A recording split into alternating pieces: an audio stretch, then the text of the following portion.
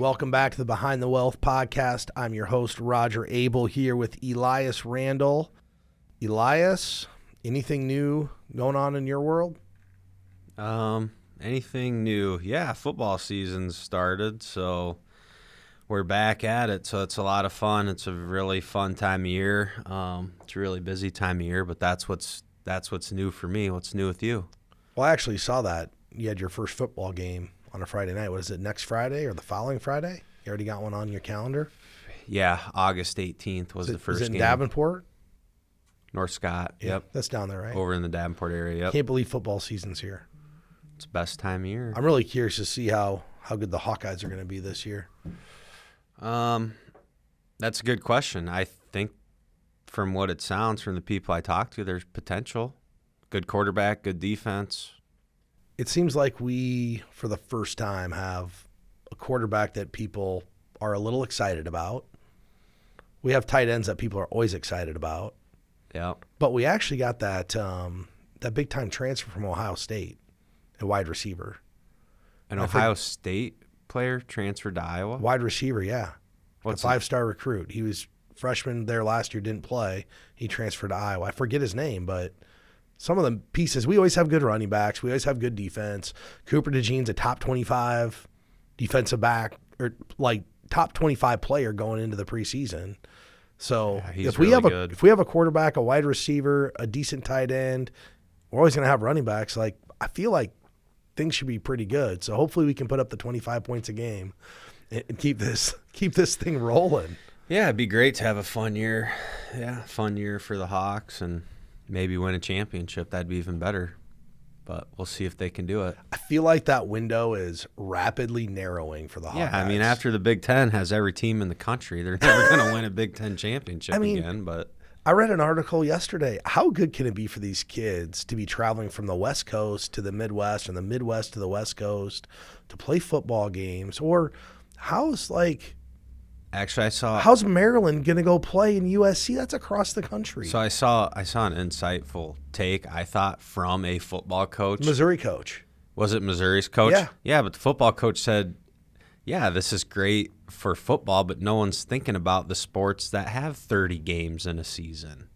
Volleyball, softball, basketball, and they might play even more than – I don't know who plays the most. I'm guessing baseball and softball, but that coach's point was, yeah, this works great for football, but the other programs, it's not going to work out that great. And then so you're going to have kids going from East Coast to West Coast, and they're not flying private, they're flying commercial. And then they're going to come back. How are they going to sleep and get rest and go to school and do all the things they should be doing? That's why they should just still have two divisions. You can keep all the people in the West and all the people on the East and still have some level of normalcy when it comes to travel. Yeah. So Maryland's going to fly to play USC now? Yeah, and like a Tuesday night for a basketball game and then be home and at school on Wednesday. That's not really fair to the kids. They're going to get a 6-hour flight and a 4-hour time change on the way back, 3-hour time change on the way back. Yeah. So anyway, we'll see. But you know where just look at the decisions. You know where the money is in college sports. It's all football. Yeah. Just look at where most of the NIL money goes. It's football. All these other sports are getting left behind. I don't know how each college program runs their NIL money, but you're right. It's all about football.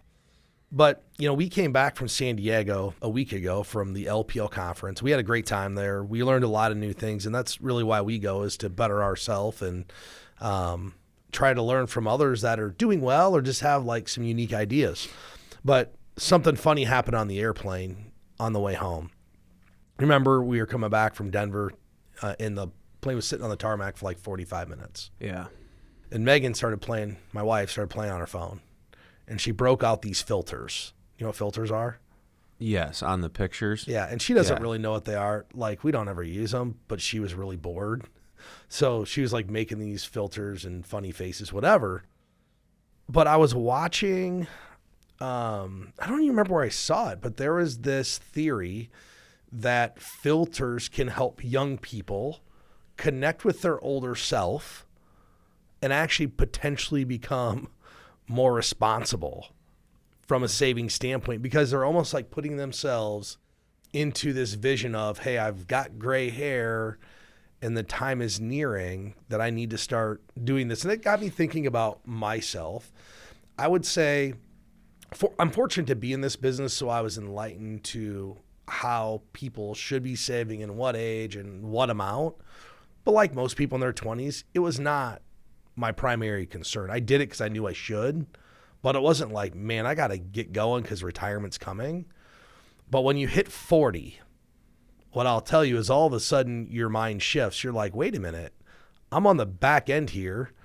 And what have I done for the last 18 years? And if what I've done for the last 18 years isn't sufficient, I'm going to have to really ramp it up the next 20. And so there's this theory out there that if you just can visualize yourself as being older, you feel like you're getting closer. And the filters on like Instagram and Snapchat. Yeah, you know where you can make yourself look that older. Make you look older is helping people do that. And Elias, I have the greatest story about looking older ever. I have to share it. So please do. A good friend of mine, his nickname is Jesse Hansen. So if you want to check him out on Facebook, this is back in like 2009. So I was, 29 or something. Yeah, about 28, 29. Comes in the office. And he wasn't a client, just friend at this time. And he's like, man, you're like got some gray hairs, which I was starting to get some gray hairs in my late 20s, early 30s. My hair's a little longer. I'm like, no. It's not gray hair. I bought this thing called Touch of Gray. Okay. Well, I'd happened to see on YouTube this video about Touch of Gray. Yeah, I remember it. I've told you this story, but not everybody else. I'm like, oh, yeah. I'm using this thing called Touch of Gray. I'm trying to get this more like older, sophisticated look so people trust me a little bit better. He goes, oh, really? That's really cool. And so he buys the story like hook, line, and sinker. Like, I've been using this stuff called Touch of Gray. So 5 years later, I've never told him. He's like, oh, I see you're still using Touch of Gray. I'm like, oh my gosh, I feel really bad. That was all made up. I just watched a YouTube video and he gave me some expletives because, he thought I was using this, but his interpretation of me is, hey, you're looking older, more sophisticated. And I think when people put themselves into that role, you start to feel that way a little bit. And that's what this theory really is about, is if you envision yourself at 50, do you start to feel like you should do the things that 50-year-olds do? What do you think about that? I think it's an interesting idea because I feel like if you're hanging out with people that are older, you tend to do things that older people do, and vice versa. If you're hanging out with people who are in their mid-20s and you're 45, you're probably going to gravitate to doing some of the more immature things that 25-year-olds do. The more immature things, yeah, probably. I mean, I'm not saying 25-year-olds are immature, but they do different things than 45-year-olds do. Yeah, that I mean, is they true. close down the bar at 2 o'clock in the morning, and at 45, you're saying uncle at about 11 o'clock. You're going for pizza. It's almost midnight. We need to leave. Nothing good's happening. Yeah. So that's interesting, but I guess if the theory of the filters kind of helping people get in touch with their future self, it's probably a good thing. It's probably, no matter what you're pursuing, maybe a good exercise to visualize yourself in the future and where you want to be and where you want to go. I do know when you hang out with people older than you do different things. I didn't really realize it was happening, but since I graduated college, I've consistently had friends that were 10 years, 15 years, and now I even have friends that are 20 and 25, actually even 30 years older than me. So I don't know. It seems like I've always kind of gravitated towards that. So maybe that was part of it. Maybe I was visualizing myself at 50 and thinking, oh, I should just be friends with and learn how they do it at this age because I'm only getting older. I mean, I didn't do it on purpose, but that's just something that's happened in my life. Well, the conversations are different, right? When you're hanging out with an older's relative, I'm 44, but if I'm hanging out with someone that's 58, that topic of discussion is different at 58 than it is when I'm hanging out with someone who's 28. Good example, my wife has a really diverse group of friends because they're all like gals that she works out with. One of the gal she works out with, her husband's 68 years old, one's 65, and one is like 35. So we get together for these gatherings, and it's kind of cool because you're getting different perspectives from all these different people, and the conversations are just so unique. It could be anything from Medicare insurance to mountain biking.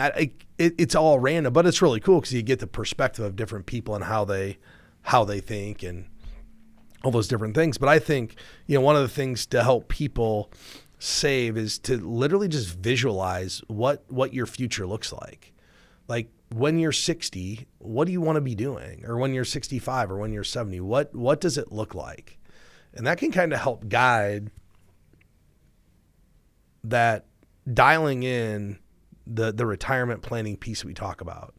Because, do you remember that we have a client who is very detailed about when, how, and what he was going to do. He wanted to have an airplane when he retired.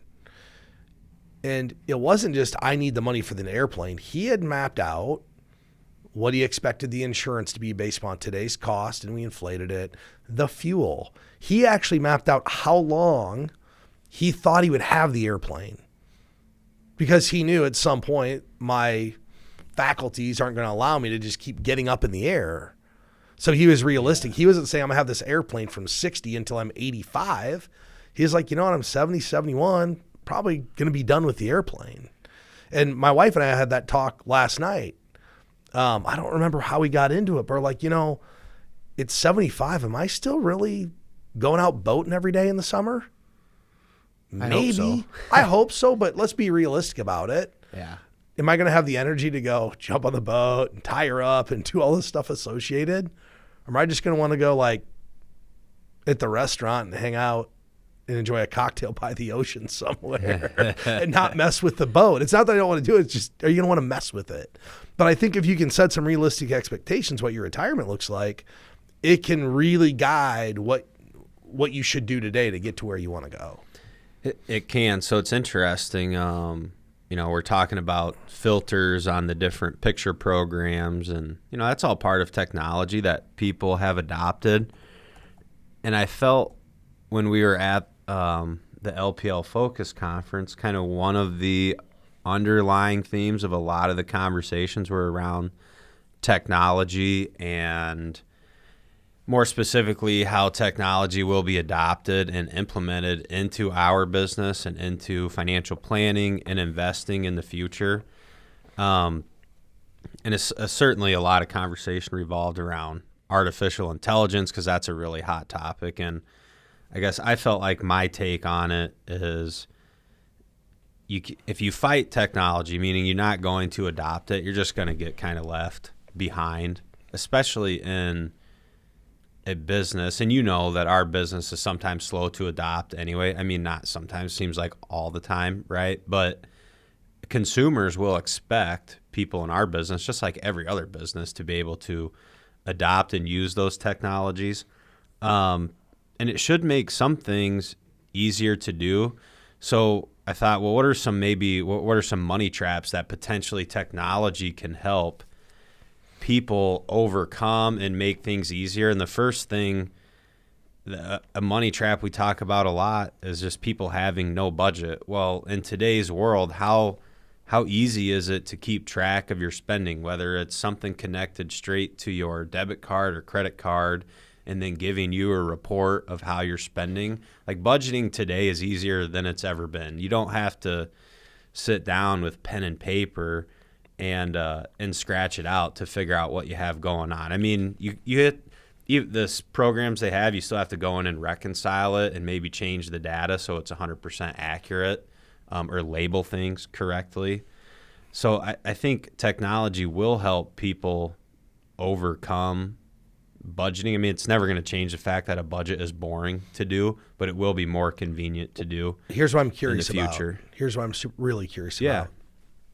When is someone going to roll out AI technology that looks at every month what you're spending based upon your bank accounts, credit cards, links everything together, takes into account the income you have, and then starts making personalized recommendations to you about where you need to cut to bring your budget into balance. So instead of you sitting down and creating it, it's literally creating it for you and saying, hey, look, you're spending $872 out to dinner. You need to cut that back by $250, and here's how you could do it. Or you need to go get a part-time job that adds another X amount of income to balance your budget out.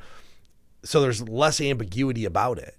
And I mean, I'm sure someone's already working on it, but look, you've already spent your out to dinner money this month, and you get an alert on your phone that says you're over budget.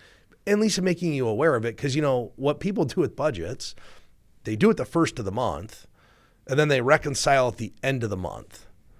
Most people aren't reconciling their budget on a weekly basis.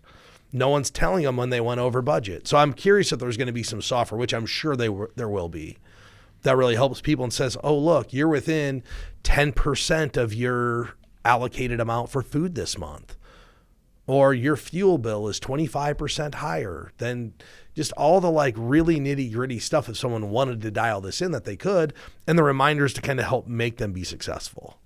Yeah, I have no doubt that that'll be available to consumers, and it'd be a great tool, and it even along those lines, a great tool for someone feeling that they have too much debt or they just do have too much debt. And you could outline, it's easy. Okay, it's not easy, but paying off debt, there's a couple ways to do it. But let's say you had a program like that that's tracking your expenses and making personalized recommendations, and then you also have a goal of, I need to pay this credit card off, I need to pay this car loan off, and this student loan off. Well, how simple would it be if a notification could come to your phone and say, hey, you only have 15% discretionary spending left, and you still need to pay this and pay this and pay this to stay on track with your goals. And we both already know that accomplishing goals is much more effective when it's written down and then you're reminded about it.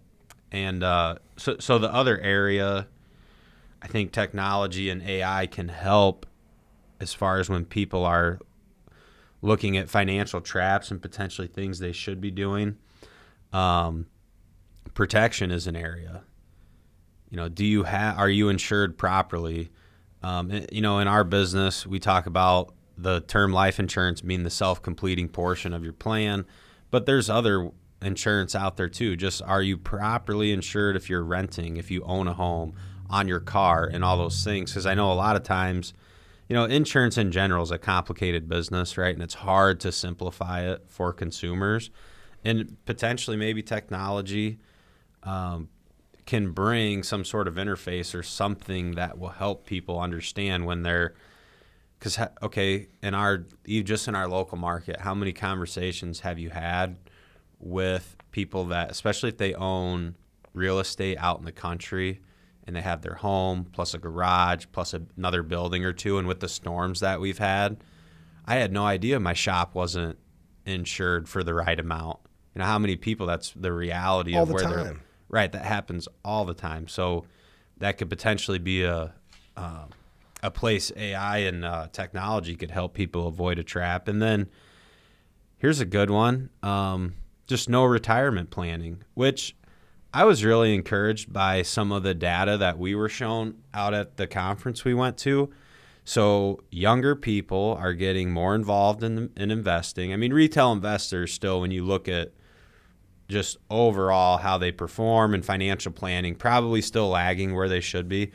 But all that data is improving and getting better, which is encouraging. So here's what it says to me. It says more people are taking the time to do some kind of planning, taking time to maybe, what do I want my life to look like in the future when I'm older? How do I make decisions today that allow me to always have the lifestyle that I've worked hard to have today? And there's a couple other items too when it comes to investments, and there's a lot. So this one's kind of a double-edged sword with technology, because I do feel like technology and availability of information has armed investors, but it's also has armed them with education. And there's a lot of education on how to do things what we would consider to be the correct way, or our philosophy, the right way to do it. But the thing that creeps in always, especially when information is available, are the shady investments, the things that are just, they're complicated to understand. Like, how many TikTok videos have we seen about options trading strategies? Okay, options contracts are a more complicated financial instrument. They're not for the beginner, not for the faint of heart. But if you watch a TikTok video that says, "Oh, I can teach you how to be a millionaire trading options in a year," well, of course you're going to click on that and watch it if you're consuming investment-related content. And then depending on whether you believe that person or not, you may act on that or you may not. So, but hopefully, and I think it already has, I think we've talked about this before. I think one of the reasons you're seeing more investors adopt investing at a younger age and more people engaging in financial planning is because of the information that's available. And for all the bad information, there's good information. There's people like Dave Ramsey, Graham Stephan. There's people that are putting out, in general, good financial content, and technology is allowing them to reach people that way. So in general, I do believe technology brings some bad. I also do think it brings a lot of good. And I would say the data suggests it'll continue to bring more and more good to our business and retail investors and their success as investors. Here's what I believe AI and technology is going to do. It's going to make financial advisors produce better outcomes. And here's why. There's a lot of manual calculation stuff that when you have to do it by hand, it always brings in some level of error. Well, now there's a lot of stuff that can be quantified because of technology very rapidly and very accurately. You know, there's new software out there that can take a person's tax return and plot out, this is how much you should do for a Roth conversion this year. This is where you should stop because this is going to affect your Medicare premium in the future, which before you had to go to the accountant, because I have an accountant who did it for clients, spit out this giant report that he manually calculated and pulled from their tax return, cost somebody a few $100 to get done. Instead, in about 35 seconds, we can highlight a lot of the parameters that somebody should be working at. It's going to provide a better outcome because one thing we've realized about working with tax professionals, and CPAs are great, but what CPAs only take into account are taxes. They don't take into account increase in Medicare premiums and a lot of other factors. They're not looking at how we're taking distributions out of the account. They're looking to optimize a person's tax situation. That's only one part of it. A lot of the software now brings all of that together and gives us great holistic picture to a client that they never got to see before. And that we don't have to go say, okay, Mr. Client, this conversion makes sense, but we now have to think about this, and this. How does it all work together? Yeah. So that's where it's going to lead to more efficiency, better client outcomes. AI is not taking over the advice world. Nobody wants advice from a computer. People are still scared of robots. There was a robot at the LPL conference. We couldn't figure out if it was a robot or it was like a human in a robot costume. It was like that hard to decipher. Did you see the robot? No. You didn't see the robot? I didn't even see this robot. Maybe I didn't realize it was a robot when I walked by. Oh, it went by me and I'm like, is it a robot? Or is that a human in a costume of a robot? Because it was moving like a robot, but talking like a human. Like you walk by someone, they're like, hey, get out of the way. I'm like, okay. But it's like moving like a robot. It was really weird. But then I'm like, okay, that's what this is all about. Like, how do we start to discern what's real and what's not in that world? But here's what I tell you. Nobody embraced the robot. Think about it. No one walked up to the robot and said, hey. We've all seen Terminator. We can't be friends with the robots. But, I mean, I think about a human being. If a human being walked up and said, hey, guys, how you doing? It'd be, like, fairly warm. The robot walks up, how you doing? It's like, whoa, it's going to step back. Well, who's taking advice from a robot? At this point, No one. nobody. And that's what AI really is. It's this artificial learning in the form of like a robot. But, those are some great things that you talked about that could, be a money trap. There's something else that can derail finances, and it derails the finances of about 50% of Americans. And, we don't discuss it often, and people don't plan on this, but in America, we've got a divorce rate north of 50%. And for many people, this destroys them financially. Not only because of the cost of doing it and the attorneys involved in some of those different aspects, but they were planning on 2 Social Security checks in retirement and a full boat of assets. And all of a sudden, what happens? Well, in most states, we're going to split assets. You're going to get some. I'm going to get some. You're going to get some. For most people, it's like starting over. Think if you had a $500,000 401k, and let's say wife's working, husband's staying home, because that happens. Wife has a $500,000 401k, husband stays home, and now they get split up. Well, now let's say they split assets. They each get $250,000, but here's the other thing that happens. Now they're a single individual. What happens to their tax bracket? Taxes are going up. Their taxes are going up. It's pretty aggressive too, really. About double. Yeah. For the same amount of income based upon individual tax filers and a family household tax filers. So in many times, these just destroy people financially. And, if you think about most households, they're living on debt. Let's be honest, we know the debt numbers.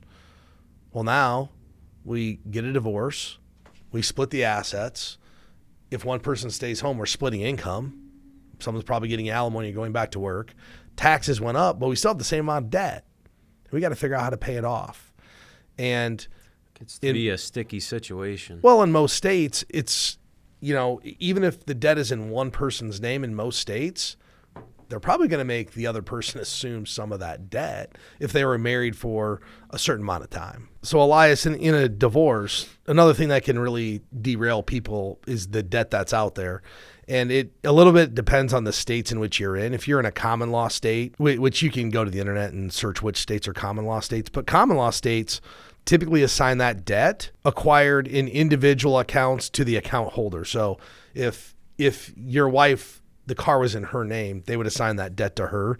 Joint accounts is generally treated the same way as assets and property. So that's what we do for common law states. In community property states, Elias, typically they divide the debt equally between the spouses, no matter where it was from, or if it was in an individual or a joint account. So you could, marry someone and technically inherit their debt.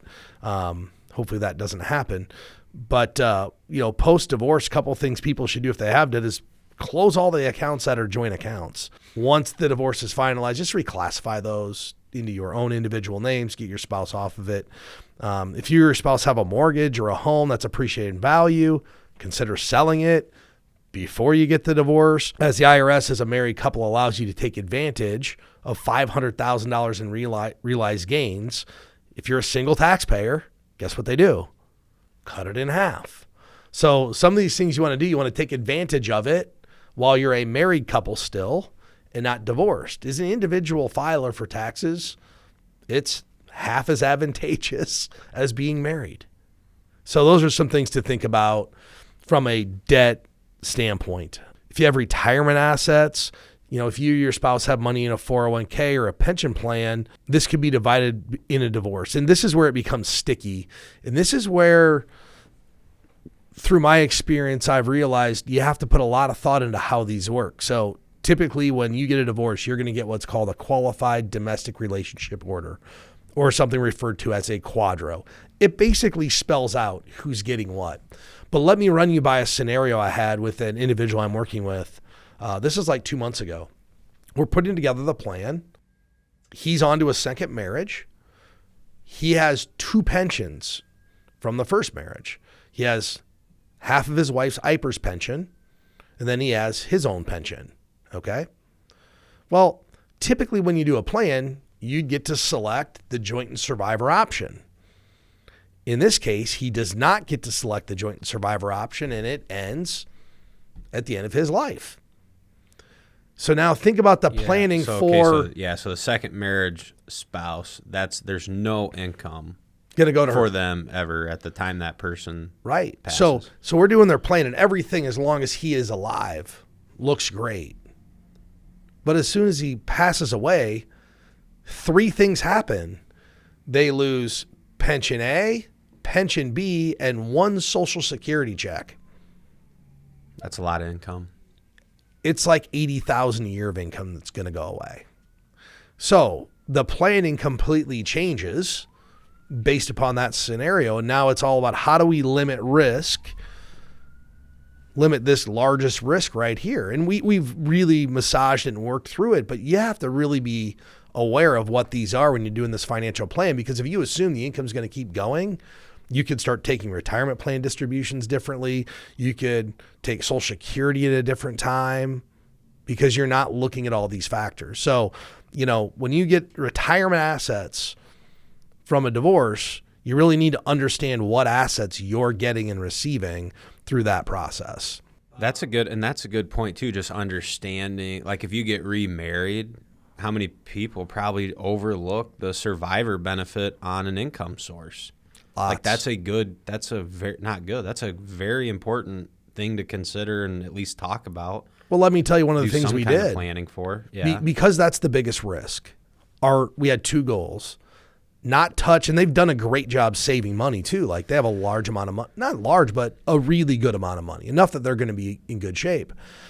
But we had this discussion that this money right here, we shouldn't be touching this for like 10 years till they're like 70, 71, 72, because that's the security for the new spouse. The other thing we're going to do is take her Social Security right away.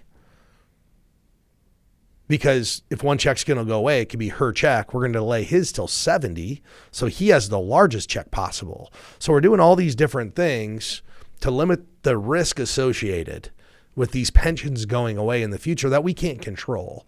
In a normal scenario, this would be the easiest plan ever. But it's not because of this risk. We looked at insurance options. Those didn't make sense in their situation based upon how we could do things. But it's really important that you understand what you're getting from a retirement account standpoint through this process. I've seen situations where some people are like, well, I don't want my pension and, you keep your 401k. Well, you should figure out if that's equitable or not through this, because, if someone has a $50,000 a year pension and the other spouse has a $500,000 401k, which one do you want? I'll take the 50,000 right. pension. Right. Yeah. Because that's much more security than the $50,000 401k potentially. Yep. But people don't think about that. Well, they right. see Okay, 500,000 or 50,000. They're going, I'll take the 500,000. I don't know. Well, yeah, and it would depend on too, like age, time horizon, how long do you have? Correct. But if you're like if this is the situation at retirement, to get 50,000 a year out of 500 is going to be hard to do. Yeah. So I don't even know how would someone even make, like in that situation, how do you make decisions without a financial plan? That's kind of an extreme example, right? With a lot of moving parts, but where would you even start if you didn't have a professional helping you? Most likely TikTok. No, I'm joking. With Elias, we had this discussion at the LPL Focus Conference. What's really ironic about our industry is what we do is arguably the only second job people take that think they can do it. And what I mean by that is, if I just told someone that I was going to give them a consultation on structural engineering, they'd be like, I'm not listening to you. You don't know anything about this. If you're talking to a structural engineer. Yeah. And I try to tell them what they should do. They'd be like, you don't know anything about this. But in our world, if the structural engineer comes here, they try to tell me that they think they know what they're doing, and people think they can do it themselves.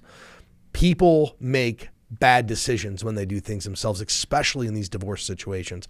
I had a call with a guy a year ago. They did the divorce quadro themselves. Well, guess what they did when they... that was a fiasco. Well, yeah, they didn't do the rollover the quadro. She took a distribution because he said she should do it. So guess what happened? Taxes and penalty. And he said, can you help me unwind it? I said, you're going to have to go back to the custodian and see if they take it back, which they're not taking it back. It's been past 60 days. No. It's done. Pretty expensive mistake to do it yourself because you watched a YouTube video or a TikTok video. Yeah, I actually asked someone recently if you would, because it was, it's someone talking about investments that they have no base knowledge of anything that we do, how it works, capital markets, wouldn't even know where to start. Probably can't even tell you the difference between a stock and a bond.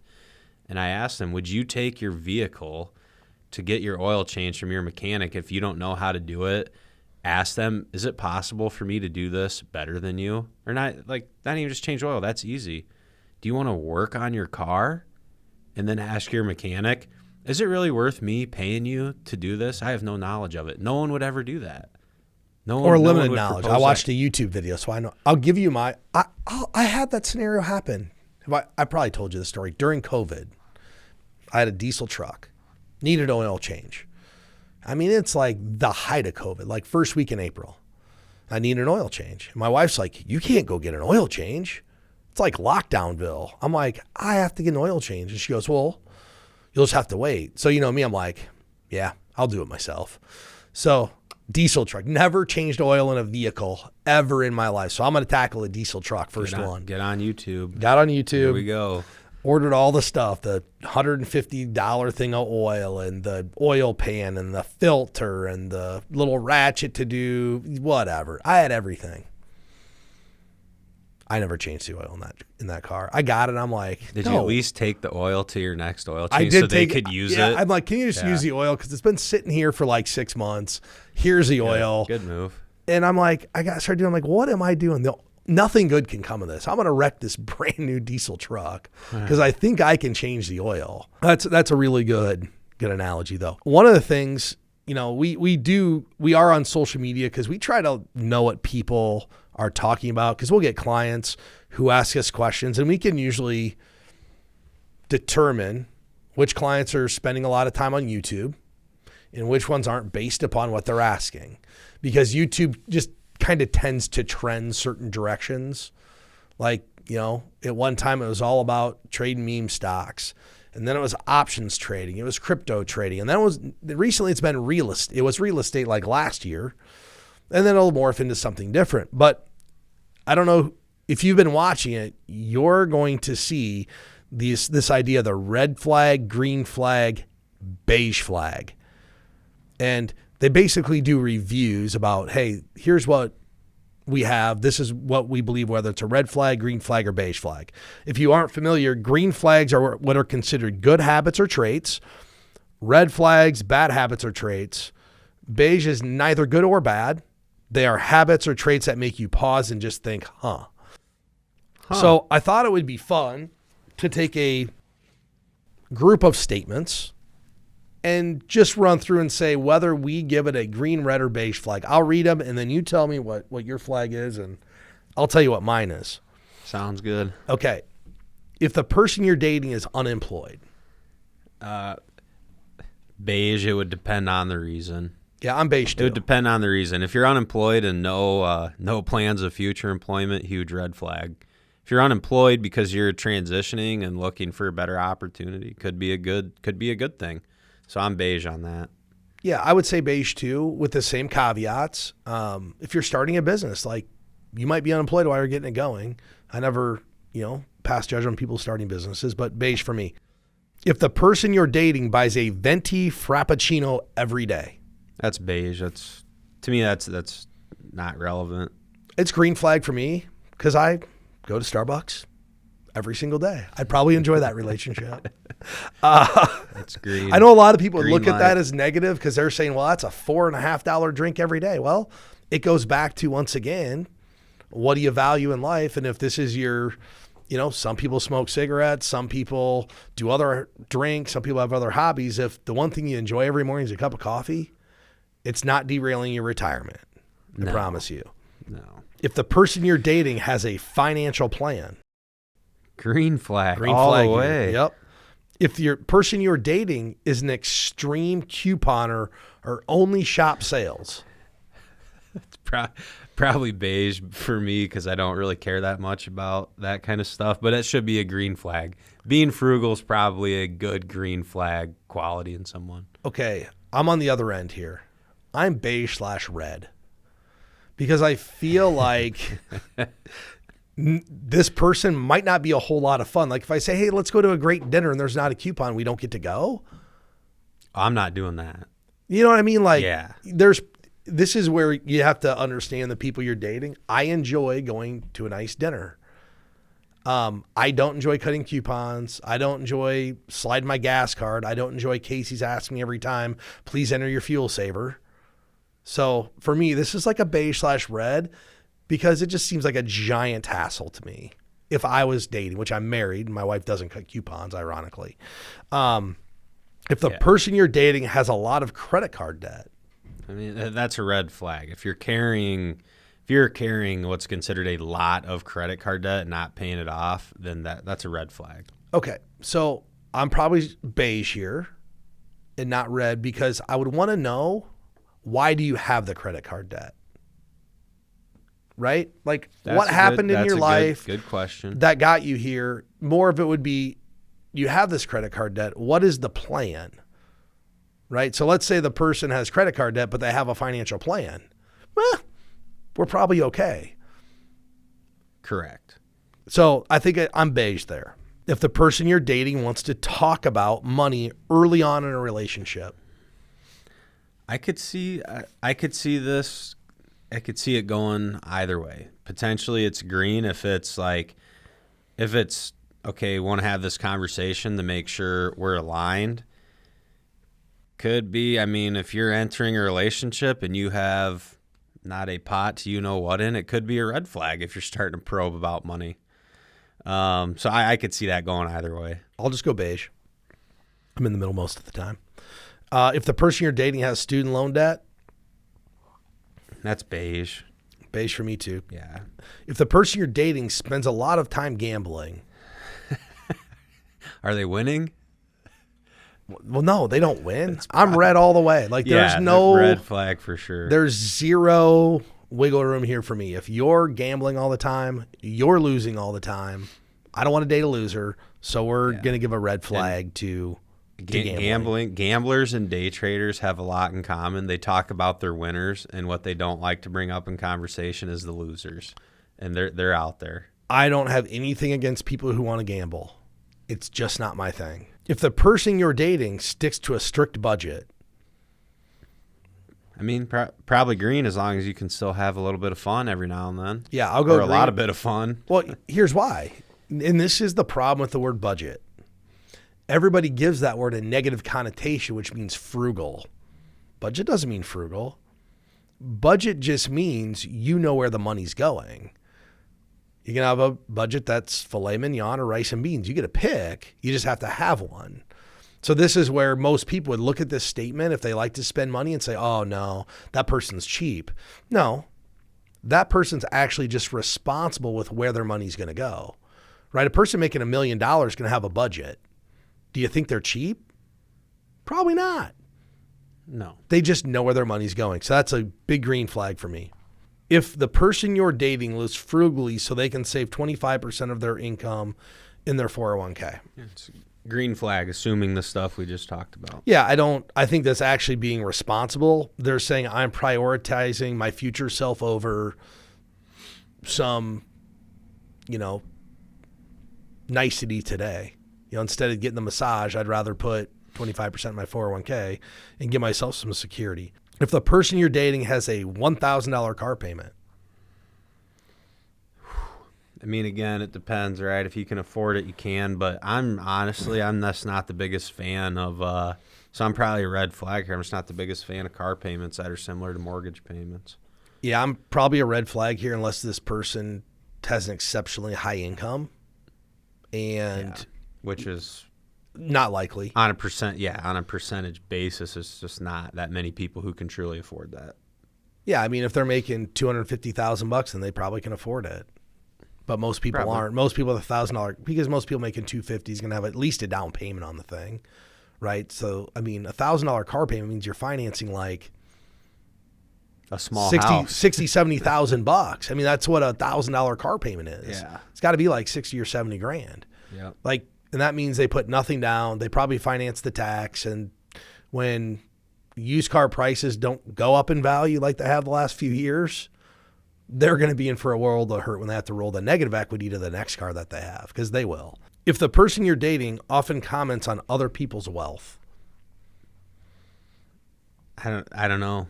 I don't think it matters. Yeah, probably beige. I mean, I guess if it's someone being disparaging and nasty towards people, that's a red flag. But if you say something like, oh, man, they must be doing good because they do this or that, I don't see that. That's like a normal comment people make. Are you happy for them or are you jealous of them? Yeah, or like if you're being mean because maybe they don't have much, like that's not cool. If the person you're dating never offers to pick up the check, well, go ahead. I'm a green flag on that. When I was dating, I didn't want my girlfriend to pay for picking up a check at a restaurant. Like, I'm taking you out on a date. I don't want you to pay. I'm the same way, green. So, and even when and you know this, Elias, when I go out with my friends, colleagues, clients, I enjoy picking up the bill. I enjoy making people happy and them not being stressed out about, what they're going to spend. Like, I want them to have a good time. Like the other night, Maddie tried to buy pizza at 12:30 at night. I'm like, I got it. Oh, of course she did. Yeah. Yeah. I'm like, Maddie, we got it. Don't worry about it. That was right before you got your slice of pizza. It was delicious too. I couldn't tell by your face. If the person you're dating lives off of family money. So like this means they're so rich that they don't have to work? Yeah. Green flag. Let's go. Well, I don't know. Ideally, I don't know. I mean, what would I not like about that? Okay, so here's the only thing. Well, I would want to know, what does this person do? Like, are they like Rockefeller rich? Like they have $20 million and they really don't have to do anything? Or is it like mom and dad are just rich enough to keep taking care of you for a while? Okay, and you have zero motivation in life whatsoever? That's red. That's red. I guess to me, living off family money, it's like, yeah, your parents and grandparents got just so wealthy that your family doesn't have to work anymore. Well, and okay, so I happen to know some kids who are quite wealthy, and you could look at them and say, well, you're only able to do that job because you have family money. But they're doing the job that they like. So if you didn't have with that to me. So if you didn't have to go to work for a paycheck and you chose to do something that you loved and was, what we would call constructive to society, I think that's great. Like, why go work a crappy job to make more money if you don't need it?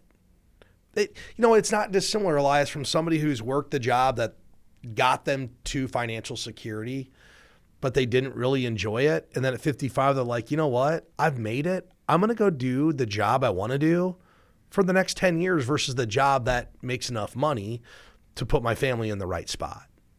Yeah, it is. Yeah, it is similar. It's the same exact thing.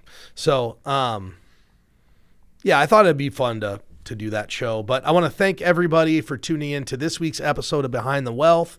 If you have questions or you want to get started on a financial plan, you can contact us at btwellshow.com. For more content, you can follow us on Facebook at BT Well Show. We'll see you next week.